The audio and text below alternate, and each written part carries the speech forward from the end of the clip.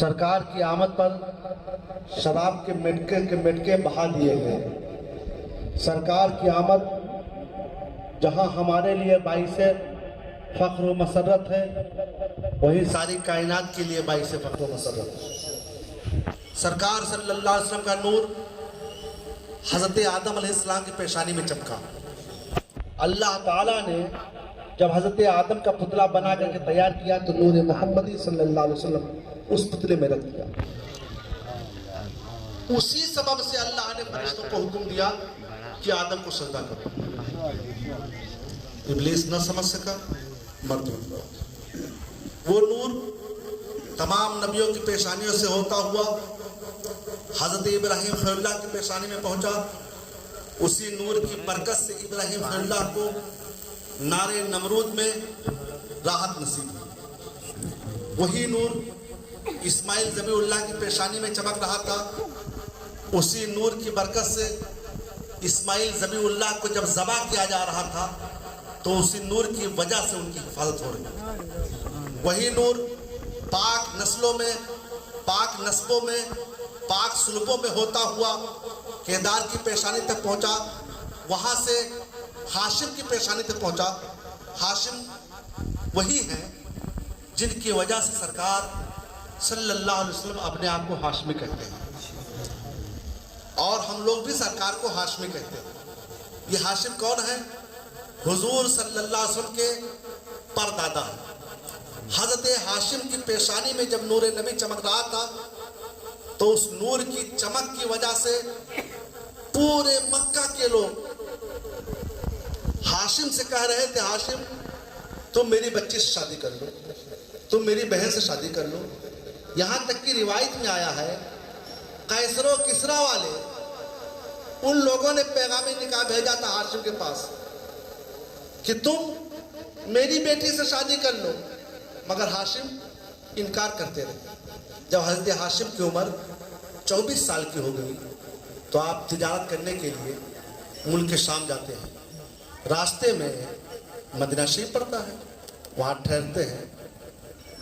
مکہ کے لوگ جب اکثر ملک شام تجارت کو جاتے تھے اور مدینہ شریف میں ان کا پڑاؤ ہوتا تھا، وہاں ٹھہرتے تھے۔ ہاشم بھی ٹھہرتے ہیں۔ ہاشم کا اصل نام عمر، اور جب یہ مدینہ میں پہنچے تو ان کو خیال آیا کہ چلو مدینہ کے سردار سے بھی ملاقات کرتا چلو۔ مدینہ کے سردار کا نام بھی عمر تھا۔ اب مکہ کا سردار مدینہ کے سردار کے پاس پہنچا۔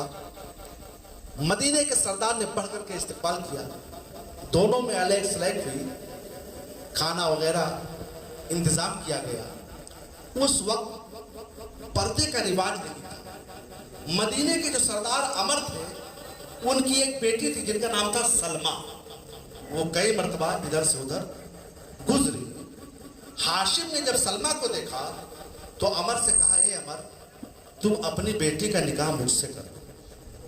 اللہ اللہ، وہ ہاشم جن کو اہل مکہ اپنی بیٹی دینے کے لیے تیار ہے مگر وہ لینے کو تیار نہیں، اب عمر سے کہہ رہے ہیں تم اپنی بیٹی کا رشتہ مجھ سے کر دو۔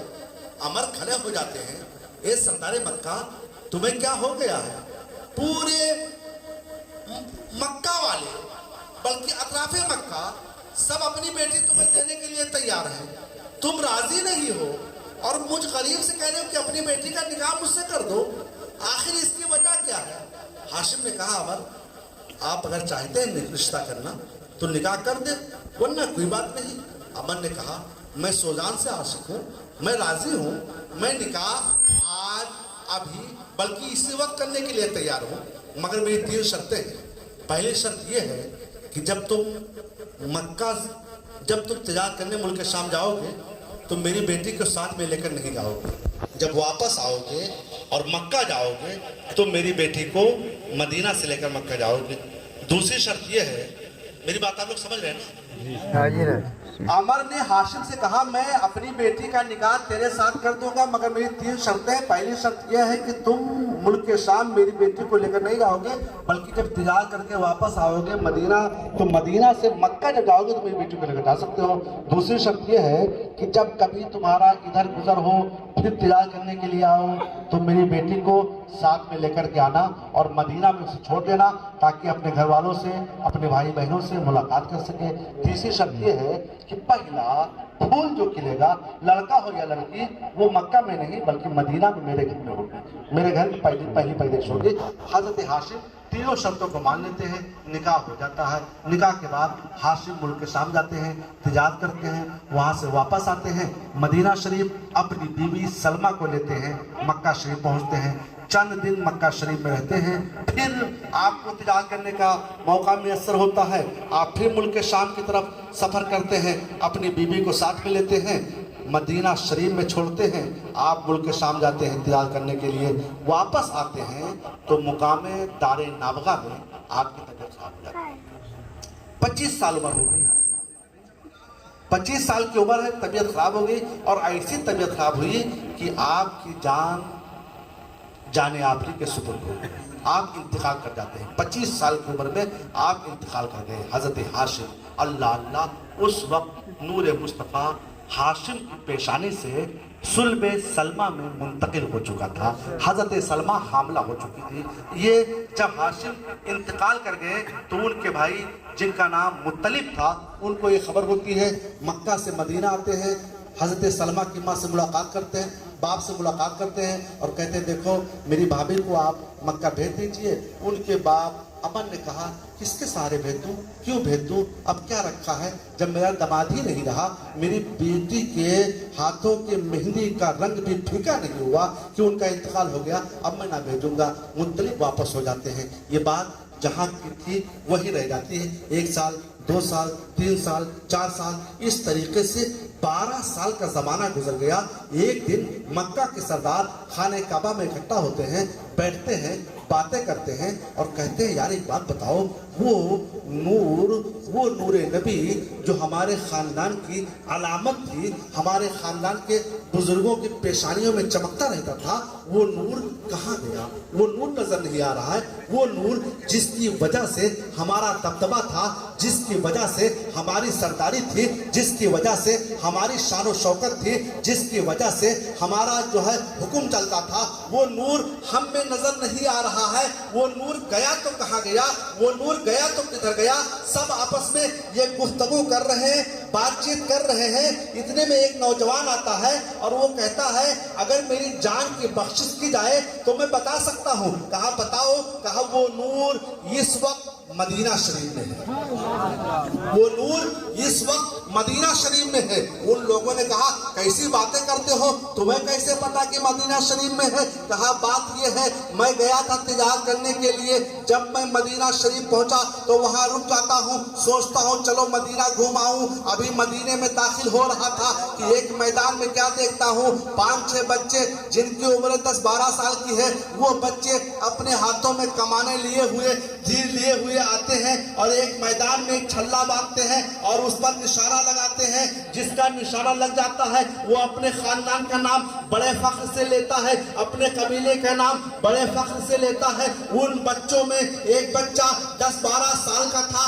جس کی بھویں ہاشم جیسی تھی, جس کی پیشانی ہاشم جیسی تھی, جس کے چلنے کا انداز ہاشم جیسا تھا. اس نے بھی جب اس کی باری آتی ہے تو بڑی ناز و ادا کے ساتھ اس نے بھی اپنے کمان کو اتارا, اس میں تیر کو چڑھایا اور پھر نشانہ لیا. اس کا نشانہ جب صحیح جگہ پر لگ جاتا ہے تو وہ لڑکا خود کہہ اٹھتا ہے انا ابن الہاشم, انا ابن الکعبہ, میں ہاشم کا بیٹا ہوں, میں کعبے کا بیٹا ہوں. میں نے جب اس کی زبان سے یہ سنا تو میں خوش ہو گیا. اس بچے کے قریب میں گیا اور میں نے اس بچے سے کہا اے شہزادے بتا تیرا نام کیا ہے. اس نے کہا میرا نام شیبہ ہے. میں نے کہا تیرے باپ کا نام کیا ہے. کہا میرے باپ کا انتقال ہو گیا ہے. کہا پھر بھی نام تو بتاؤ. کہا میرے باپ مکہ کے رہنے والے تھے, سردار مکہ تھے, ان کا का नाम हाशिम था। कहा किस खानदान से तुम्हारा ताल्लुक है? कहा बनु नज्जार से मेरा ताल्लुक है। मैंने सब पूछ लिया, उसके बाद में मैं यहाँ आया हूँ। अब मुत्तलिब जब इस गुफ्तगू को सुनते हैं मचल जाते हैं, आए काश अगर मेरी सवारी यहाँ होती तो मैं अपने घर को भी ना जाता, बल्कि यहीं से अपने भतीजे को लेने के लिए चला जाता। जब इस तरीके से मुत्तलिब ने कहा तो वो नौजवान कहता है, ए सरदारे मक्का, परेशान क्यों होते हो? मेरी सवारी को ले लो, मेरे जाते राह को ले लो, मेरे तोशे को ले लो, तुम चले जाओ अपने भतीजे को लेने के लिए। मुत्तलिब वहीं से उठते हैं खाने काबा से और मदीना शरीफ की तरफ चल देते हैं। ये रास्ते भर सोचते हुए कि 12 साल का जमाना हो गया है, किसी ने मुड़ करके खबर ना ली है। जब मैं पहुंचूंगा मदीना शरीफ तो भाभी का मुकाबला कैसे करूंगा, भाभी के सामने किस अंदाज में पेश आऊंगा और उनके बाप अमर से किस अंदाज में गुफ्तगू होगी। यही सोचते हुए, प्लान बनाते हुए, छुपते छुपाते हजरत सलमा के घर में दाखिल हो जाते हैं। इत्तेफाक की बात कि उनके बाप, उनके भाई घर में कोई मौजूद नहीं था। सलमा से मुलाकात होती है, भाभी जान मैं अपने भतीजे शैबा को लेने के लिए आया हूँ, तुम तो मक्का होकर के आई हो। भाई हाशिम की हाशिम के बहादुरी के किस्से को तुमने सुना है, उनकी सरदारी को तुमने देखा है, उनके दबदबा को तुमने देखा है, उनके वकार को तुमने देखा है। मैं चाहता हूँ उनकी जगह पर अपने भतीजे को बिठाऊं। माँ कैसी भी हो, मगर अगर उसका बेटा बुलंदी पर जाना चाहता है तो माँ उसके लिए रोड़ा नहीं बनती है, रुकावट नहीं बनती है। माँ अपने ममते को कुचल देती है, मगर अपने बेटे की बुलंदी के रास्ते पर रुकावट नहीं बनती है। जब सलमा ने इस तरीके से सुना तो वो मक्का जा चुकी थी, वो हाशिम की शान और शौकत को देख चुकी थी। उन्होंने कहा बताऊं, तुम इसी वक्त फौरन मक्का चले जाओ और मेरे बेटे को भी ले जाओ, लेकिन एक बात याद रखिएगा कि रास्ते में कोई मिले तो उससे जाहिर न करना कि ये शैबा है। हजरत मुत्तलिब ने अपने भतीजे को लिया, अपने ऊंट के पीछे बिठाया, कपड़ा भी तब्दील न किया, बल्कि जिस कपड़े में थे उसी कपड़े में बिठाया, लेकर चल दिए। अब आप भी मक्का के सरदार थे मुत्तलिब को लोग पहचानते थे। मुत्तलिब से लोगों ने पूछा, ए मुत्तलिब ये कौन है? ए मुत्तलिब ये कौन है? ए मुत्तलिब ये कौन है? ए सरदारे मक्का ये कौन है? तो मुत्तलिब ये नहीं कहते हैं कि ये मेरा भतीजा शैबा है। क्यों? इसलिए कि शैबा की पेशानी में नूरे नबी चमक रहा था और यहूदी मुस्तफा के दुश्मन थे ही, वो तो ढूंढ ही रहे थे कि जिसकी पेशानी में नूरे नबी हो उसी का खात्मा कर दिया जाए, ताकि नूरे नबी का जब उस आदमी का खात्मा होगा तो नबी आखिर ज़मा जाहिर नहीं होंगे। ये सोच रखा था यहूदियों ने। अब मुत्तलिब से जब लोगों ने पूछा ये कौन है तो मुत्तलिब कहते हैं ये अब्दुल मुत्तलिब। आप नहीं समझ पाए, ये लोग समझ गए। अब्द के माने गुलाम क्या थे, अब्द के माने गुलाम क्या थे। तो ये नहीं कहा कि मेरा भतीजा है, बल्कि कहा ये अब्दुल मुत्तलिब है, ये अब्दुल मुत्तलिब है, ये अब्दुल मुत्तलिब है। रास्ते में जो भी पूछता ये अब्दुल मुत्तलिब है। यही कहते कहते अपने घर में दाखिल हो गए। बीवी ने कहा मुत्तलिब ये किसे ले आए हो? कहा ये अब्दुल मुत्तलिब है, मगर ये मेरी शरीक हमसफर, इसे नहला दो, इसे उम्दा कपड़ा पहना दो, इसके बालों में कंघी कर दो, इसकी आंखों में सुरमा लगा दो। उनकी बीवी ने सोचा जब ये अब्दुल मुत्तलिब है तो इसको बेचने के लिए, उस वक्त गुलामों को के बेचने का रिवाज था, सोचा बेचने के लिए इसे संवार रहे हैं। नहलाया, धुलाया, उम्दा कपड़ा पहनाया, आंखों में सुरमा लगाया, बालों में कंघी की। फिर जब गौर से देखा तो फर्दे मोहब्बत में सीने से चिपटा लिया और मुत्तलिब से कहा, ए मुत्तलिब सच सच बताओ ये कौन है? कहा तुम बताओ कौन हो सकता है? कहा ये तो भैया हाशिम की निशानी मालूम होता है, ये तो हाशिम का शहजादा मालूम होता है। मुत्तलिब ने कहा हाँ ये भैया हाशिम और भाभी सलमा का बेटा शैबा है, इसे मैं मदीना से लेकर के आया हूँ। सुभान अल्लाह सुभान अल्लाह। अब मुत्तलिब ने जब अब्दुल मुत्तलिब को तैयार कर लिया तो लेकर के मक्का गए और मक्का में हर कबीले का सरदार अपने अपने चबूतरे पर बैठा हुआ था। हर तरफ वो जो है अपनी अपनी मसनदें लगाए हुए थे और सबसे बड़ी मसनद उसकी होती थी जिसकी पेशानी में नूरे नबी चमकता था, वो मसनद खाली थी। बाकी सब अपने अपने मसनद पर सरदार बैठे हुए थे। अब मुत्तलिब अब्दुल मुत्तलिब को लेकर के पहुंचते हैं, खाने खाने काबा में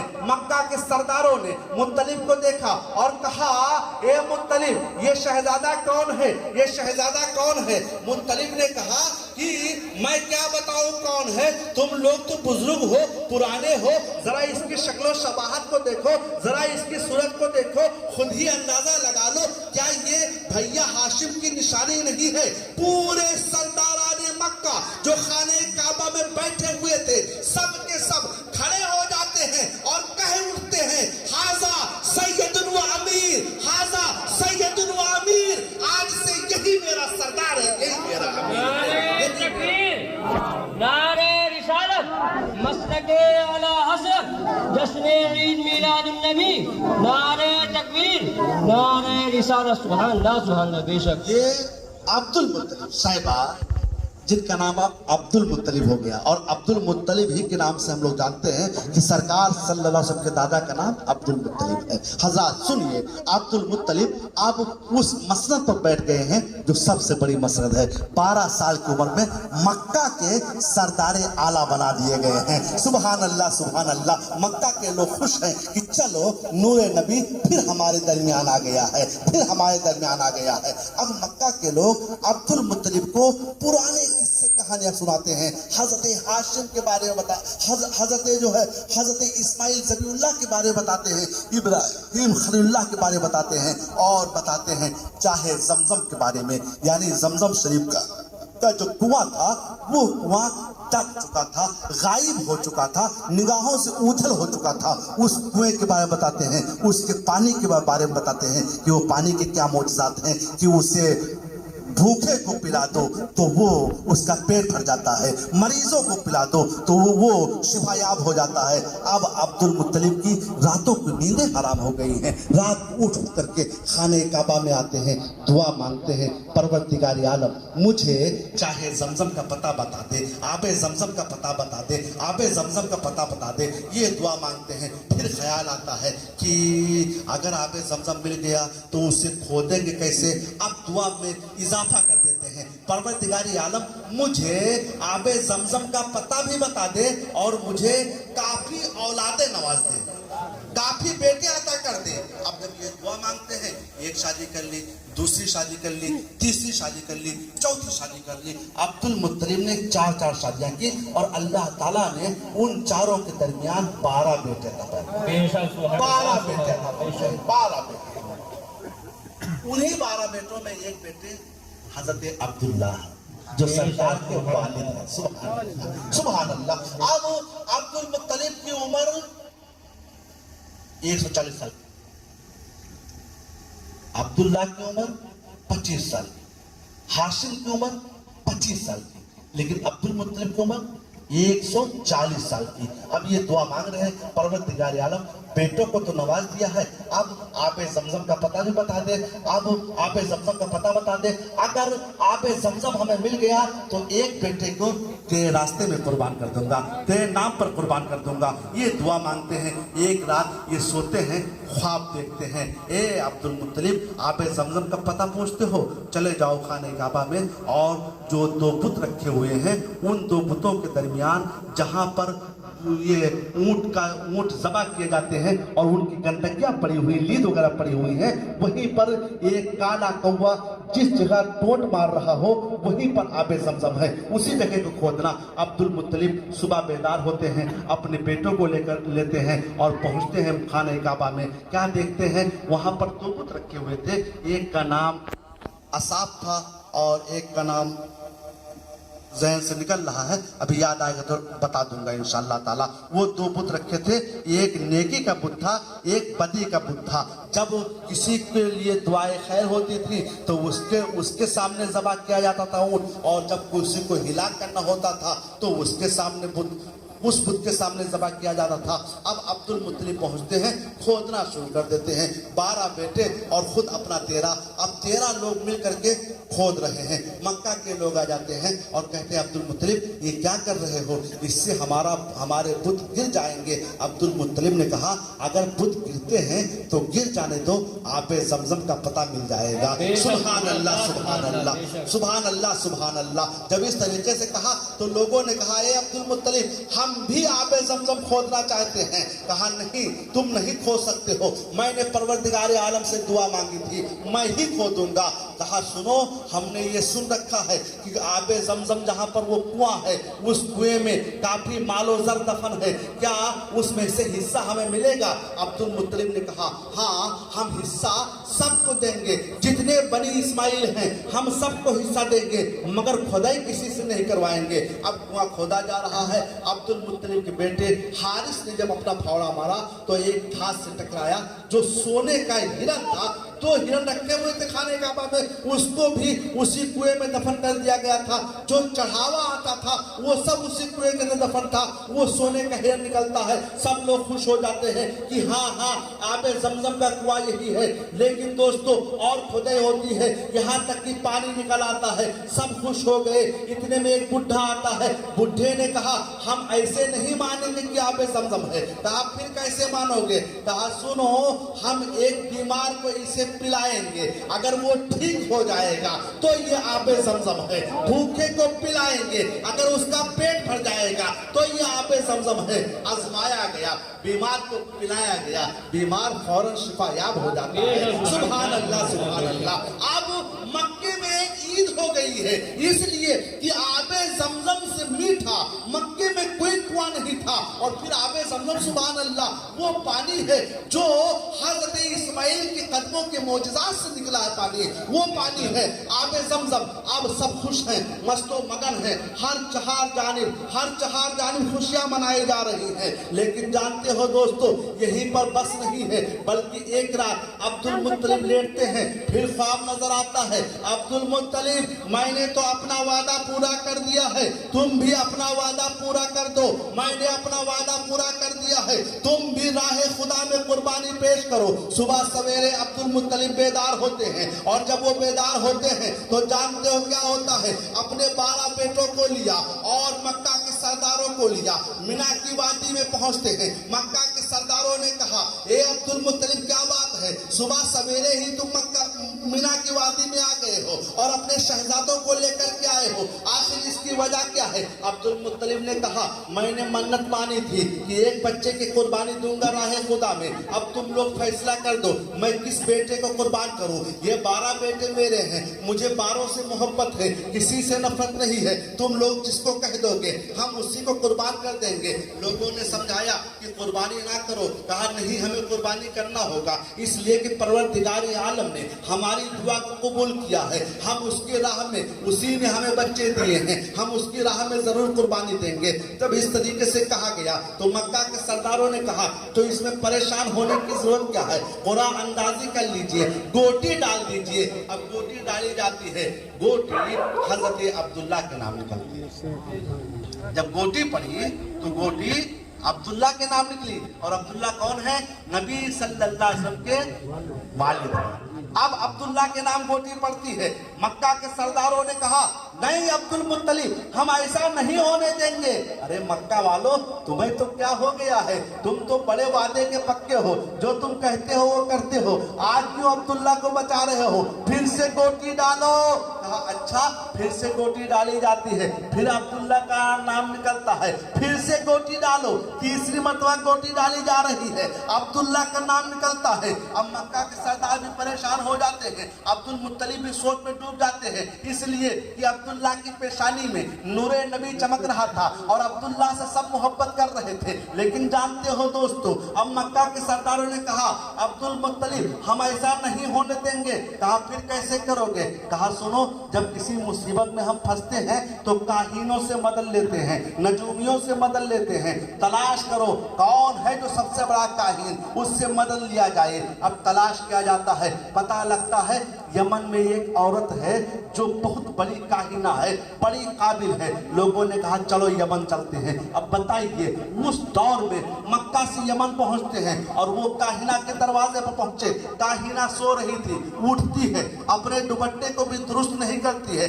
नंगे पैर दौड़ते हुए बाहर आती है, मगर सामने जब अब्दुल्ला के पुरजलाल चेहरे को देखती है, अंदर दाखिल होती है, मुंह को धुलती है, सर पे दुपट्टा نہ رکھتی ہے، پردے میں ہو کر کے عبداللہ کے سامنے آتی ہے اور کہتی ہے ہاں بتاؤ کیا کیوں آئے ہو تم لوگ، اے سرداران مکہ تم لوگوں کی آمد کی وجہ کیا ہے؟ لوگوں نے سبب بیان کر دیا۔ کاہنہ نے کہا اس میں پریشان ہونے کی ضرورت کیا ہے، تمہارے یہاں ایک جان کا بدلہ کیا ہے؟ کہا 10 اونٹ ہے۔ کہا بس ٹھیک ہے، مکہ میں چلے جاؤ، 10 اونٹ کو ایک طرف کر دو، عبداللہ کو ایک طرف کر دو، گوٹی ڈالو، اگر اونٹوں کے نام پر گوٹی نکلتی ہے تو اونٹوں کو ذبح کر دو، اگر نہیں نکلتی ہے عبداللہ کے نام نکلتی ہے تو 10 اونٹ اور بڑھا دو۔ اس طریقے سے 10 اونٹ بڑھاتے جاؤ، جب گوٹی اونٹوں کے نام پر نکلے اونٹوں کو ذبح کر دو، عبداللہ کو بچا لو۔ سب لوگ خوش ہو جاتے ہیں، مکہ میں آتے ہیں، پہنچتے ہیں مینا کی وادی میں، 10 اونٹوں کو ایک قطار میں کھڑا کیا،